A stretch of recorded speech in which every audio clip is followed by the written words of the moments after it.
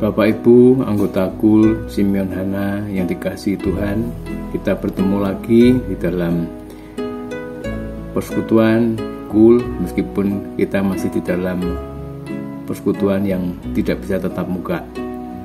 Ya, sore kesempatan ini saya akan membawakan renungan yang akan terambil dari Lukas 5 ayatnya 1 sampai dengan yang ke-11, tetapi kita akan berfokus pada ayat yang ke-5 saja.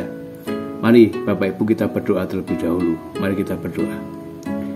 Kami bersyukur Tuhan, kami boleh menyediakan waktu untuk kami bersama-sama ada di dalam persekutuan doa, meskipun kami lakukan dengan jarak jauh.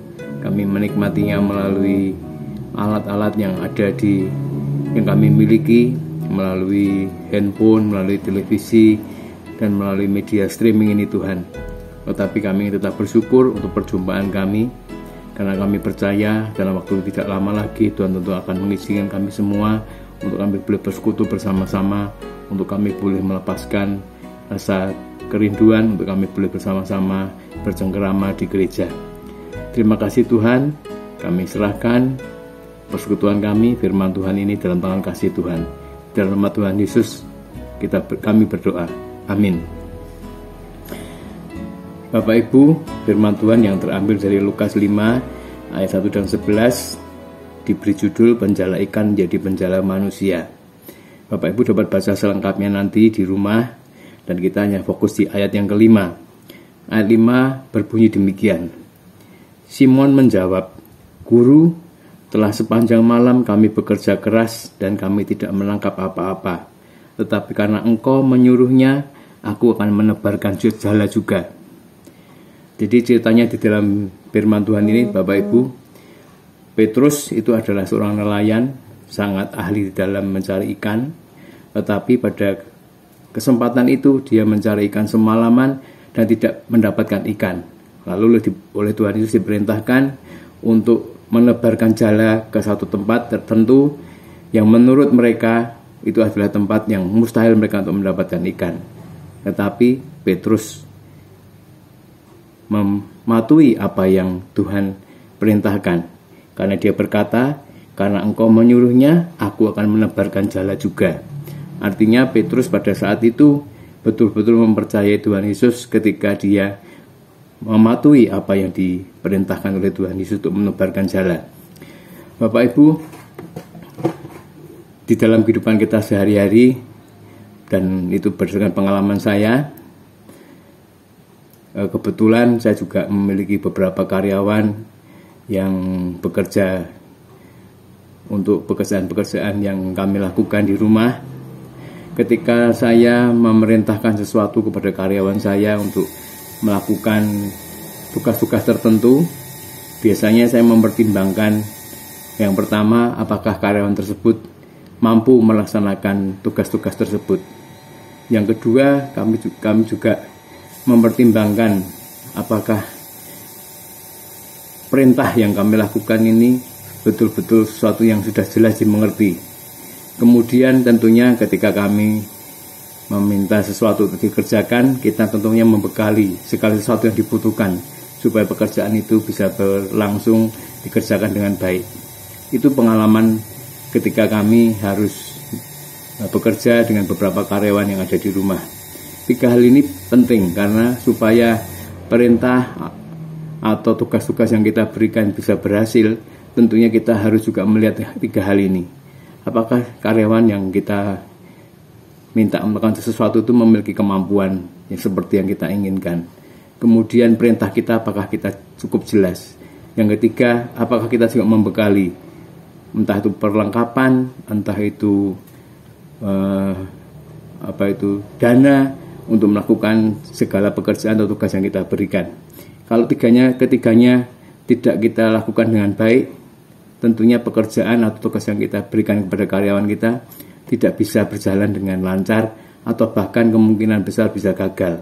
Dan akibatnya kita sebagai orang yang memberikan tugas tentunya akan merasa jengkel, akan merasa marah. Tetapi kalau kita mengevaluasi kembali, apakah 3 hal ini kita pertimbangkan ketika memberikan tugas-tugas tertentu kepada karyawan, tentunya tugas-tugas tersebut bisa akan berhasil kalau kita mempertimbangkan 3 hal tersebut. Ya, di dalam hal ini Bapak Ibu, sebagai manusia, saya sebagai manusia memiliki keterbatasan di dalam banyak hal. Dalam kebijaksanaan, di dalam kemampuan berpikir, di dalam sumber daya yang lain, kami memiliki keterbatasan. Dan ketika kami memerintahkan tugas-tugas tertentu pada karyawan, tentunya apa yang kita perintahkan atau kita inginkan untuk dikerjakan oleh karyawan kita adalah sesuatu yang betul-betul sesuai dengan kemampuan kita. Dalam cerita tadi Bapak Ibu, ketika Tuhan memerintahkan Simon Petrus, Tuhan seseorang pribadi yang memiliki, yang maha segalanya, maha kuasa, maha segalanya lah Bapak Ibu. Dia maha bijaksana. Dia tentunya tahu persis apa yang diperintahkannya kepada Petrus ada sesuatu yang tidak mungkin gagal, sehingga dia berani memerintahkan sesuatu kepada Petrus meskipun itu sepertinya tidak lazim atau tidak seperti yang biasanya Petrus lakukan. Petrus merasa perintah Tuhan ini adalah perintah yang sebenarnya tidak mungkin bisa berhasil. Tetapi karena yang memerintahkan Tuhan, Petrus percaya bahwa itu adalah perintah dari Tuhan. Petrus tetap melakukan apa yang diperintahkan oleh Tuhan. Sehingga tugas yang diberikan oleh perintah yang diberikan Tuhan itu akhirnya berhasil membuat Petrus akhirnya bisa menjala banyak ikan. Sesuatu yang mustahil dilakukan oleh Petrus karena dia telah bekerja semalaman dan tidak menghasilkan tangkapan ikan sedikit pun. Dalam hal ini Bapak Ibu, kalau tadi saya bandingkan dengan saya sebagai orang yang memiliki karyawan ketika memerintahkan memberikan tugas-tugas, dan kalau kita bandingkan dengan Tuhan yang memiliki kemampuan, kemahakuasaan, kemahabijaksanaan dan maha segalanya, itu tentunya apa yang Tuhan perintahkan dalam hidup kita masing-masing adalah sesuatu yang betul-betul pasti berhasil. Perintah Tuhan kepada kita tentunya juga pasti akan dipertimbangkan dengan apakah kita mampu melakukannya. Kemudian juga Tuhan akan melihat apakah perintah itu cukup jelas, dan tentunya juga apakah kita dibekali, diperlengkapi untuk bisa mengerjakan perintah itu dengan baik. Tentunya 3 hal ini pasti akan jadi pertimbangan Tuhan, selain pertimbangan-pertimbangan yang mungkin di luar nalar kita, di luar kemampuan kita untuk bisa menilainya. Tuhan ketika memerintahkan segala sesuatu dalam hidup kita masing-masing pasti akan memperlengkapi kita dengan segala sesuatu untuk supaya kita berhasil di dalam mengerjakan perintahnya.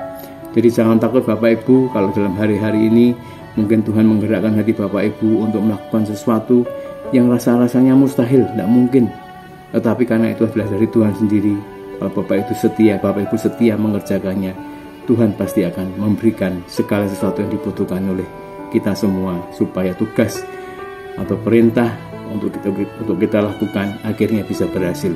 Seperti cerita Petrus yang kita bisa baca tadi, Petrus mematuhi perintah Tuhan dan akhirnya perintah Tuhan itu menghasilkan keberhasilan. Petrus mendapatkan banyak ikan dan Petrus akhirnya percaya bahwa yang memerintahkannya adalah betul-betul Tuhan sebagai juru selamat manusia. Demikian Bapak Ibu firman Tuhan ini, semoga memberkati kita semua. Dan kita akan bertemu kembali di dalam persekutuan doa di waktu mendatang. Tuhan memberkati kita semua. Amin. Mari kita berdoa sekali lagi Bapak Ibu. Kami mengucap syukur untuk firman ini Tuhan yang menguatkan kami untuk kami setia di dalam mengikut Tuhan, kami setia mematuhi apa yang Tuhan inginkan untuk kami kerjakan dalam kehidupan kami sehari-hari.